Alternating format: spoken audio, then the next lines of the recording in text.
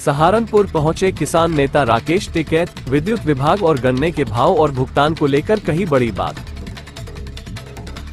जनपद सहारनपुर के देवबंद कोतवाली क्षेत्र के अम्बेहता शेख में किसान पंचायत में पहुंचे भारतीय किसान यूनियन टिकैत के राष्ट्रीय प्रवक्ता राकेश टिकैत का संगठन के कार्यकर्ताओं ने जोरदार स्वागत किया।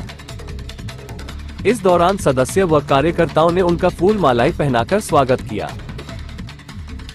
वहीं मीडिया से वार्ता करते हुए चौधरी राकेश टिकैत ने बताया कि आज संगठन की मीटिंग थी, इसलिए गांव में आए हैं। लोगों को संगठित करेंगे क्योंकि आंदोलन की कभी भी जरूरत पड़ सकती है, उसके लिए तैयार रहे।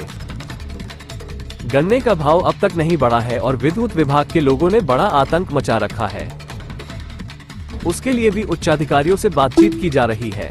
बोल भाई, आज क्या कार्यक्रम था?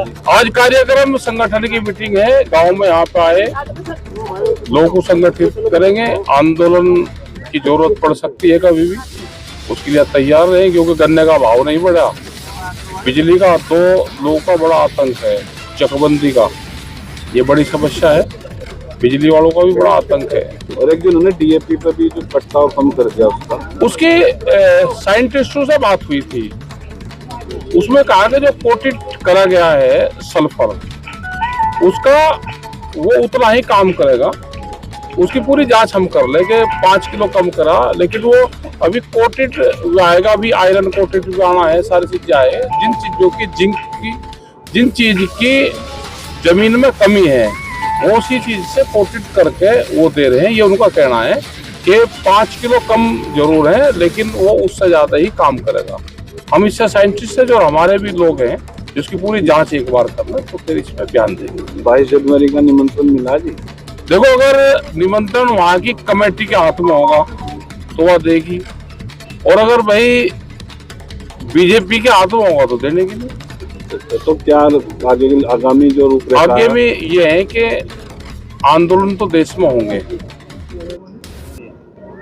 एमएसपी गारंटी कानून एक बड़ा सवाल देश में है, वो अगर मिल जाएगा तो कुछ किसानों को लाभ हो जाएगा, क्योंकि अभी बिहार से लगाकर यहाँ लगाकर सब जगह फसलें कम रेट में खरीदी जाती है।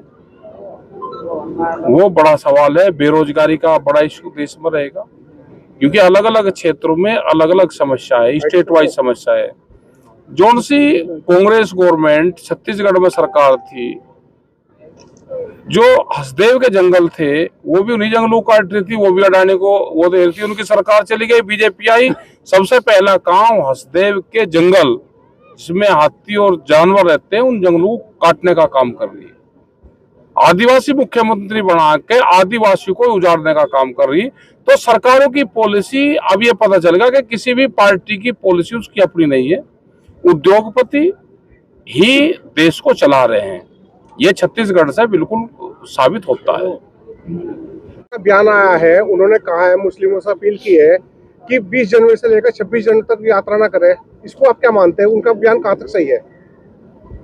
देखो, किसी का भी बयान इस तरह का आया तो नहीं, यात्रा को तो कोई मना नहीं कर रहा, लेकिन हो सकता है कि कुछ चीज हो जाए, क्योंकि बहुत लोग अति उत्साहित होंगे, ठीक है, और कोई छेड़खानी दूसरे आदमी कर दे, एक माहौल खराब करने की वो करे, तो ना करे, अपने शांति रखे, कोई भी धार्मिक यात्राएं ना करे, क्योंकि एक तरह का वो चल रहा है, पूरा माहौल बन रहा है, तो सब लोगों को शामिल हो जाना चाहिए उसी में। सर, आप किसानों की आवाज उठाते हैं, अब ये किसान ने एसडीएम कोर्ट परिसर में आत्मदाह किया, क्या कहना? मेरठ के अंदर किया है, मेरठ के अंदर। ये एक, जब लोग तंग हो जाते हैं बहुत, तो इस तरह का कदम जब उठाते हैं,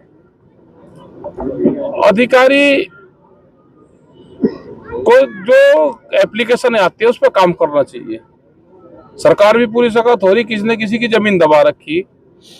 आजकल तो अधिकारी चाहें तो पुलिस बिल्कुल मिलेगी उसको दुआवे, क्योंकि किसी के पट्टे की जमीन है, बहुत लोगों ने दबंग लोगों के कब्जे उस पे हैं, तो क्यों नहीं भाई छोड़ो उसको। उनके लड़के ने फिर टावर पे चढ़ के भी अपनी रिहाई की मांग की। नहीं, रिहाई की करी है, उसमें गए, हमारे जो मेरठ के लोग हैं उसमें जा रहे हैं और गए भी है, उसको मुआवजा की भी बात हुई और उसको परिवार को नौकरी भी उसको दे रहे हैं।